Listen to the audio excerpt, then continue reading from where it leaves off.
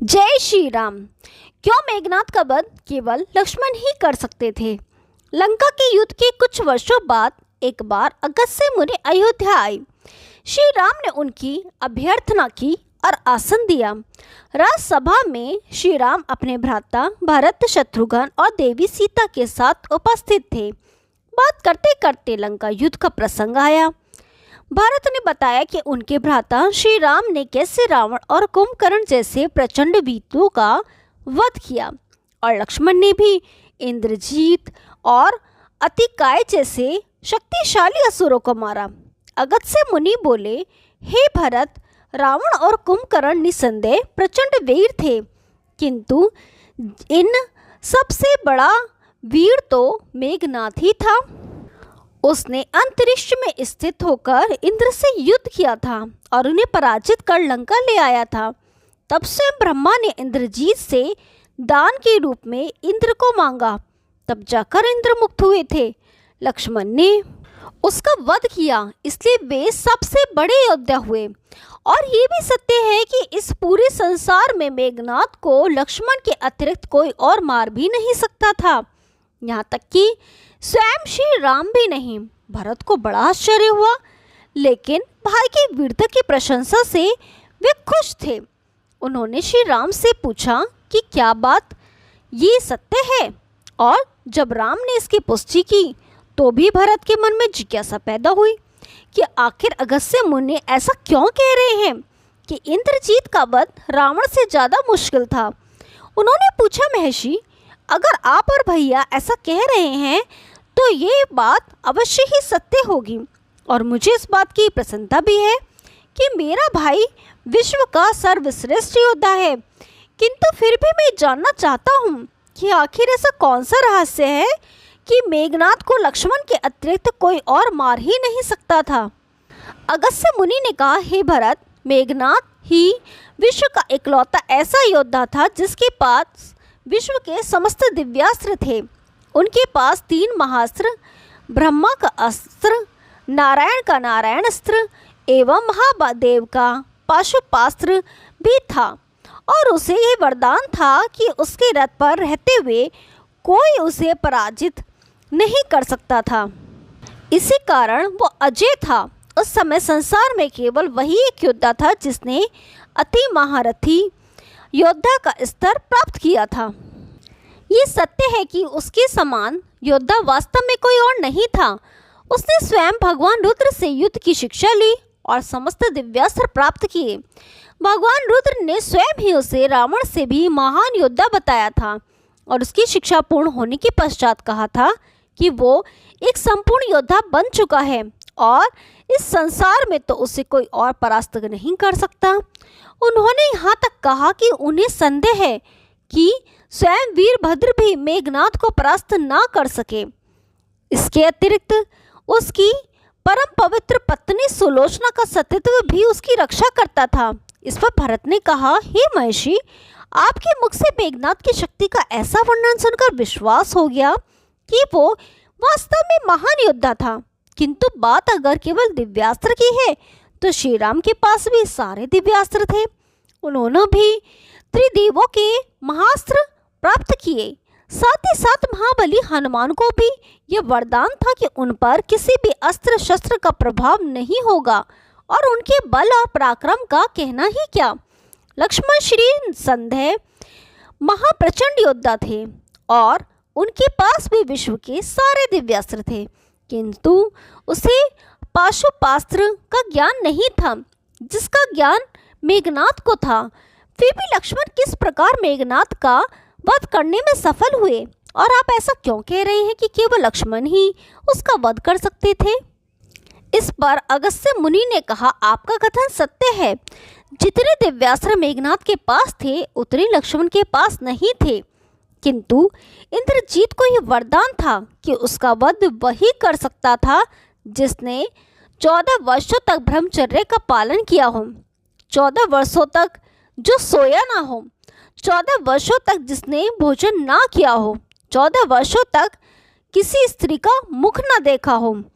पूरे विश्व में केवल लक्ष्मण ही ऐसे थे जिन्होंने मेघनाद के वरदान की इन शर्तों को पूरा किया था। इसी कारण केवल मेघनाद का वध कर सकते थे। तब श्री राम बोले, हे गुरुदेव, मेघनाद और लक्ष्मण दोनों के बल और पराक्रम से मैं अवगत हूँ। अगर शक्ति की बात की जाए तो निसंदेह इन दोनों की कोई तुलना नहीं थी। लक्ष्मण के ब्रह्मचारी होने की बात मैं समझ सकता हूँ, किंतु मैं वनवास काल में 14 वर्षों तक नियमित रूप से लक्ष्मण के हिस्से का फल फ्रूट उसे देता रहा। मैं सीता के साथ एक कुटी में रहता था और बगल की कुटी में लक्ष्मण थे। मैं, सीता और लक्ष्मण अधिकतर समय साथ ही रहते थे। फिर भी उसने सीता का मुख भी न देखा हो, भोजन ना किया हो और 14 वर्षों तक सोए ना हो। ऐसा कैसे संभव है? अगस्त्य मुनि सारी बात समझकर मुस्कुराए। वे समझ गए कि श्री राम क्या चाहते हैं। दरअसल सभी लोग सिर्फ श्री राम का गुणगान करते थे, लेकिन वे चाहते थे कि लक्ष्मण के तप और वीरता की चर्चा भी अयोध्या के घर घर में हो, तभी ऐसा पूछ रहे हैं। उन्होंने कहा कि क्यों न स्वयं लक्ष्मण से इस विषय में पूछा जाए। लक्ष्मण को बुलाया गया। सभा में आने पर उन्होंने सबको प्रणाम किया।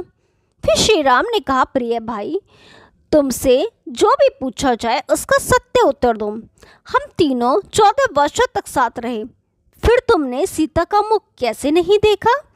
फल दिए गए फिर भी अनाहारी कैसे रहे और 14 वर्ष तक कैसे सोए नहीं? लक्ष्मण ने कहा, भैया, जब हम भाभी को तलाशते ऋषि मुख पर्वत गए तो सुग्रीव ने हमें उनके आभूषण दिखाकर पहचानने को कहा। तो आपको स्मरण होगा कि मैं तो सिवाय उनके पैर के नुपुर के कोई आभूषण नहीं पहचान पाया था, क्योंकि मैंने कभी भी उनके चरणों के ऊपर देखा ही नहीं था। मैं तो भाभी को केवल उनके चरणों से पहचानता हूँ। उनके अतिरिक्त मैंने वनवास के समय शूर्पणखा एवं बाली की भार्या देवी तारा को ही देखा था, किंतु एक तो वे अनायास ही मेरे समक्ष आ गई थी और दूसरी वे दोनों पूर्ण मनुष्य नहीं थी। शूर्पणखा राक्षसी थी और तारा मानव जाति की न होकर वानर जाति की थी। रही बात निद्रा की, तो जब आप और माता एक कुटिया में सोते थे, मैं बाहर धनुष पर बाण चढ़ाए पहरादारी में खड़ा रहता था। निद्रा ने मेरी आंखों पर कब्जा करने का प्रयास किया तो मैंने निद्रा को अपने बाणों से भेद दिया। तब निद्रा देवी ने हार का स्वीकार करते हुए मुझे वचन दिया कि वह 14 वर्ष तक मुझे स्पर्श नहीं करेगी, किंतु जब आपका अयोध्या में राज्याभिषेक हो रहा होगा तब वो मुझे घेरेगी। आपको याद होगा, राज्याभिषेक के समय जब मैं आपके पीछे छत्र लेकर खड़ा था, तब निद्रा के कारण मेरे हाथ से छत्र गिर गया था। निद्रा देवी को दिया वचन के कारण ही मैं आपका राजतिलक भी नहीं देख सका था, क्योंकि मैं सो गया था। अब निराहारी रहने की बात भी सुनिए। मैं जो फल फूल लाता था, माता उसके 3 भाग करती थी। आप सदैव एक भाग मुझे देकर कहते थे, लक्ष्मण, फल रख लो। आपने कभी फल खाने को नहीं कहा। फिर बिना आपकी आज्ञा के मैं कैसे खाता? मैंने उन्हें संभाल कर रख दिया। सभी फल उसी कुटिया में अभी भी रखे होंगे। गुरु विश्वामित्र से मैंने एक अतिरिक्त विद्या का ज्ञान लिया था, बिना आहार किए जीने का विद्या। उसके प्रयोग से मैं 14 वर्ष तक अपनी भूख को नियंत्रित कर सका। श्री राम ने आश्चर्य में पड़ते हुए कहा, तो क्या सारे वनवास काल में फल वही हैं? तब लक्ष्मण ने कहा, नहीं भैया, उनमें 7 दिन के फल कम होंगे। तब श्री राम ने कहा, इसका अर्थ है कि तुमने 7 दिन तो आहार लिया था। इस पर लक्ष्मण ने कहा, भैया, 7 दिन के फल कम इस कारण है क्योंकि उन 7 दिनों में फल आए ही नहीं। जिस दिन हमें पिताश्री के स्वर्गवासी होने की सूचना मिली, हम निराहारी रहे। जिस दिन रावण ने माता का हरण किया, उस दिन फल लाने कौन जाता?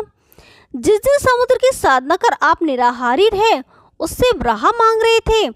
जिस दिन हम इंद्रजीत के नागपाश में बंधकर दिन भर अचेत रहे, जिस दिन इंद्रजीत ने मायावी सीता का शीश काटा था और हम शोक में रहे, जिस दिन रावण ने मुझे शक्ति मारी और मैं पूरा दिन मरणासन रहा, जिस दिन आपने रावण वध किया, उस दिन हमें भोजन की सुध कहाँ थी?